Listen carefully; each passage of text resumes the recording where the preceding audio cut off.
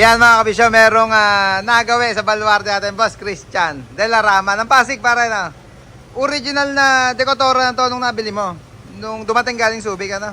Original na mga kabisyo, kitang-kita naman sa mga accessories na nakakabit. Pagka nakita nyo mga comboy, syempre Yankee niyan, sure pet. Kadalasan sa setup ng Japan talaga, yung medyo may open dito, ng bagya. Bumper, naka-robotic na siya, pero hindi naka-automatic. Yun yung naging concern ni Bossing Christian. Pa-testing na nga, para bago ka umexit. Ma-testing natin yung automatic bumper. Sabi ko nga nila, mga kabisyo, naka-bumper na yan. Nung dumating dito sa Pilipinas, galing Japan.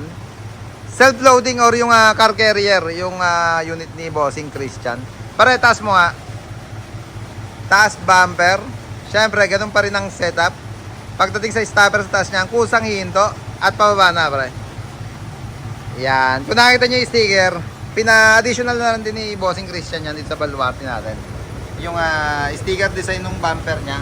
Pati yung bumper light na naka-jet Inoue ang pinakabit ni Boss Christian na star ilaw or star light mga kabisyo. Yung tabon sa ibabaw, pinalitan na ng bagong checkered.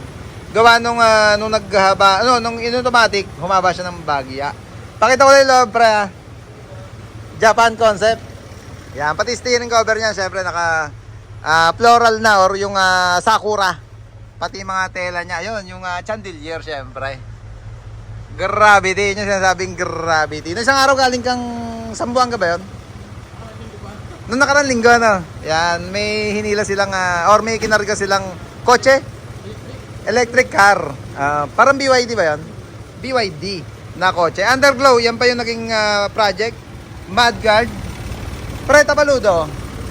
Tsaka tapaludo, pinay-stainless na ni Bossing Christian. At speaking of stainless, pati air cleaner niya, pinay-stainless na rin niya. Gravity talaga.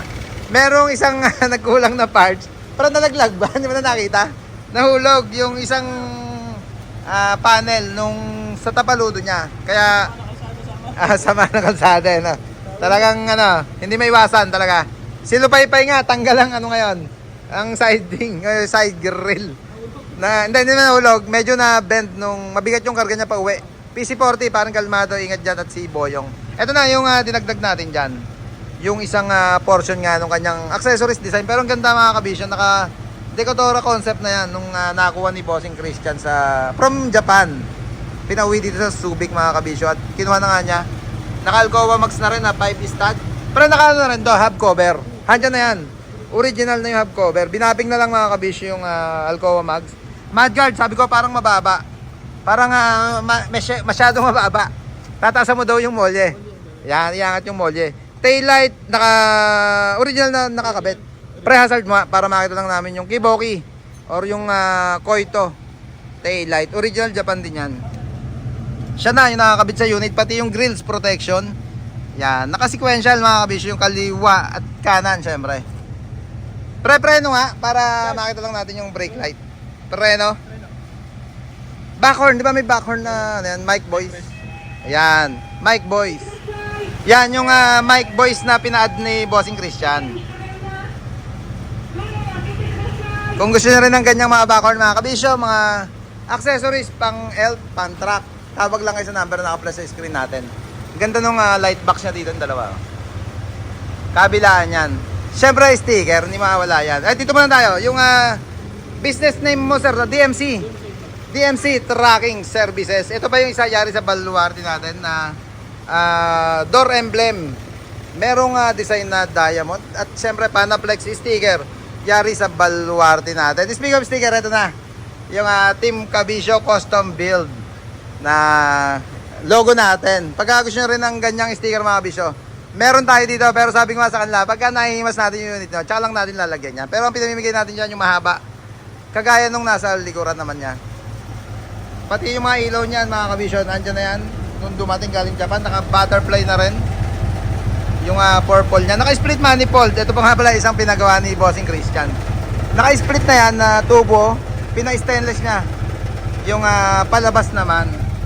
Mamaya pa-rev natin ang bagya para marinig natin yung original setup ng dekotora. O yung split manifold ng dekotora. Maniwari sounds.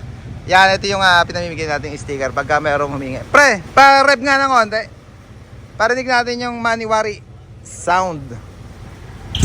Yan. Grabe yun, pare. 4HJ1 na inline. Kung hindi ako nagkakamali. Pero inline na 4HJ1. Lakas niyan, mga ganyang makina. Mga 4HG1, 4HE1. Ramdam na ramdam mo naman siguro sa hila, no?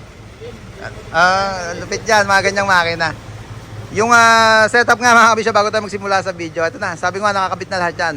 Maliban doon sa mga nabanggit ko na ginawa sa baluarte natin, yung door emblem, bumper guide, automatic, yung tabon sa ibabaw, air cleaner, tapaludo harap, mudguard, yung tubo ng stainless, pina-stainless na ni Bossing Christian. Yan, thank you for dropping by sa baluarte ni Kabisyo. Pag may biyahe ka, bigyan mo ako. Pag may biyahe ko, bigyan kita. Yan, syempre naman. At syempre, pag merong bumper to bumper car show, sama natin na makita nyo to mga Kabisyo sa mga show ng B2B. Lalapag si Bossing Christian de la Rama. Syempre, yung sticker sa bintana, lalagyan natin yan. Yung magtatanong mga Kabisyo, exclusive yon sa bumper to bumper na mga nagsha-show. Kaya namin nilalagyan yung kila Boss Toyo, kay Uno, kay Tres yata nalagyan namin.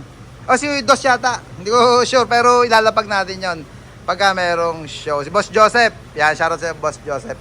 At syempre, bagong entry natin, Bossing Christian. Kita-kits sa next bumper to bumper car show. Yeah, boy.